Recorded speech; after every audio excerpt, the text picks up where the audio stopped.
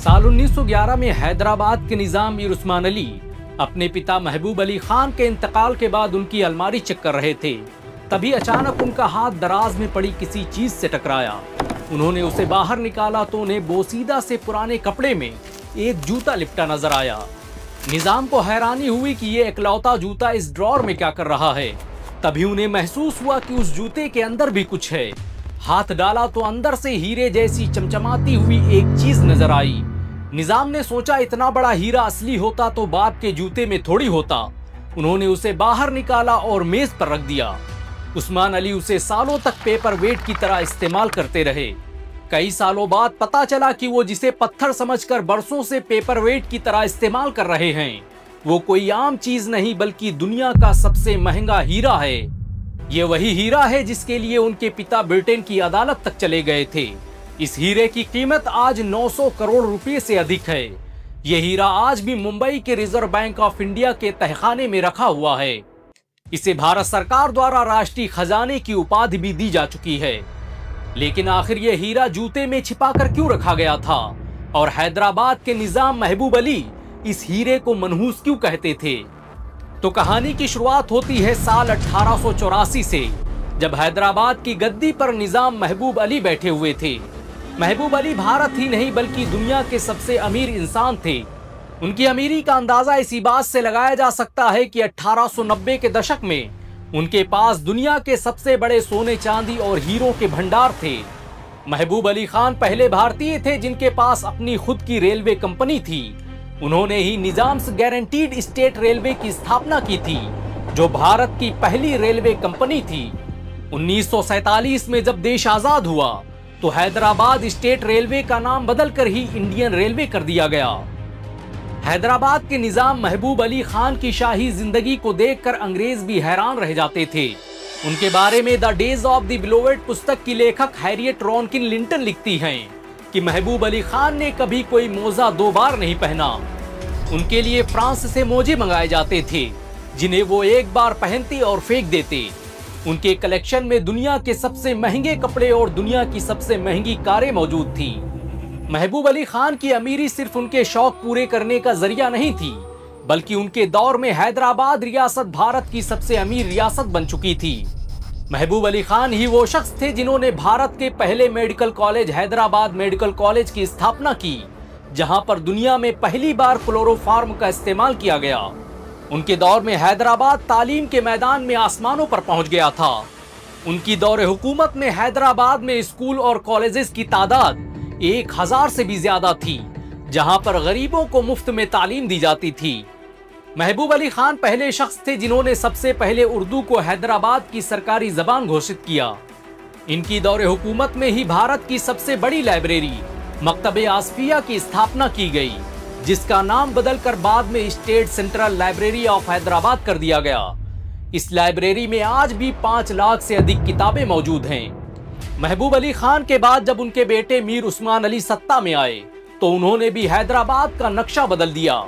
ये वही मीर उस्मान अली थे जिन्होंने भारत की एकता, अखंडता और अस्मिता के लिए 5 टन सोना दान कर दिया था। हैदराबाद में जन्मे मीर उस्मान अली दुनिया के सबसे अमीर इंसान थे। उनकी अमीरी का अंदाजा इसी बात से लगाया जा सकता है कि उनका अपना खुद का बैंक था। 1944 में उन्होंने ही स्टेट बैंक ऑफ हैदराबाद की स्थापना की थी, जो बाद में भारतीय स्टेट बैंक में बदल गया। मीर उस्मान अली के पास इतनी दौलत थी कि वो अंबानी जैसे सैकड़ों लोगों को खरीद सकते थे। उनके पास 236 अरब डॉलर से अधिक की संपत्ति थी और वो एक समय में दुनिया के सबसे अमीर तरीन इंसान थे। 1937 में टाइम मैगजीन ने उन्हें अपने कवर पेज पर जगह दी। ये इतिहास में पहली बार था जब किसी भारतीय को आजादी से पहले ही मिलेनियर ऑफ द वर्ल्ड का खिताब दे दिया गया था। मीर उस्मान अली दुनिया के सबसे अमीर इंसान सिर्फ किताबों और कहानियों में नहीं थे, बल्कि उनकी दौलत ने अंग्रेजों के होश उड़ा दिए थे। इतिहासकार विलियम डेलरिम्पल लिखते हैं कि एक बार एक ब्रिटिश नागरिक आयरिश पोर्टल को निजाम के तहखाने में जाने का मौका मिला। उसने सीढ़ियों से नीचे उतरते हुए देखा कि तहखाने में चारों तरफ ट्रक और लॉरियां खड़ी हुई हैं और सभी के टायरों की हवा निकाल दी गई है। ट्रकों पर कवर पड़ा हुआ है। उसने जब कवर हटा कर देखा तो उसकी हैरत का ठिकाना नहीं रहा। सभी ट्रक सोने के सिक्कों और हीरो से भरे हुए थे। ये वो अथाह धन दौलत और संपदा थी जिसे हैदराबाद के नवाबों ने गोलकुंडा की खदानों से हासिल की थी। 1860 से पहले गोलकुंडा की हीरो की कानें दुनिया में हीरो का एकमात्र सोर्स हुआ करती थी। मीर उस्मान अली के पिता महबूब अली खान हीरो के बड़े शौकीन आदमी थे। उन्होंने अपने इसी शौक को पूरा करने के लिए कोहिनूर से भी बड़ा एक हीरा खरीदा था, जो उनके इंतकाल के बाद उनके जूते से मिला। महबूब अली खान ने इस हीरे को नाम दिया था मनहूस हीरा। 1886 की बात है। महबूब अली खान के दरबार में मैल्कम जैकब नामी एक ब्रिटिश जौहरी आया, जिसने बताया कि उसके पास 184 कैरेट का एक हीरा है जिसे उसने अफ्रीका से खरीदा है। I have a diamond, a full 184 carats. निजाम ने रकम पूछी तो जवाब मिला 50 लाख। महबूब अली खान का किसी चीज को खरीदने का अपना स्टाइल था। वो खरीदने से पहले उस चीज को देखते और दो शब्द कहते, पसंद या नापसंद। अगर पसंद कहते तो उसकी कीमत अदा कर दी जाती, वरना डील को कैंसिल कर दिया जाता। बात हीरे की थी तो निजाम ने उसके लिए 21 लाख रुपए एडवांस में दे दिए, लेकिन जब उनके सामने हीरा आया तो उन्होंने जो कुछ कहा उससे पूरे दरबार में सन्नाटा छा गया। उन्होंने हीरे को कुछ सेकंड देखा और कहा नापसंद। निजाम ने आदेश दिया कि उनकी अदा की गई रकम को वापस खजाने में जमा कर दिया जाए, लेकिन जैकब ने ऐसा नहीं किया, बल्कि उसने बैंक को एक फर्जी लेटर लिखा कि निजाम ने हीरा खरीद लिया है, इसलिए उस हीरे की रकम लंदन ट्रांसफर कर दी जाए। जब ये बात निजाम को पता चली तो उन्होंने जैकब को अदालत में घसीट लिया।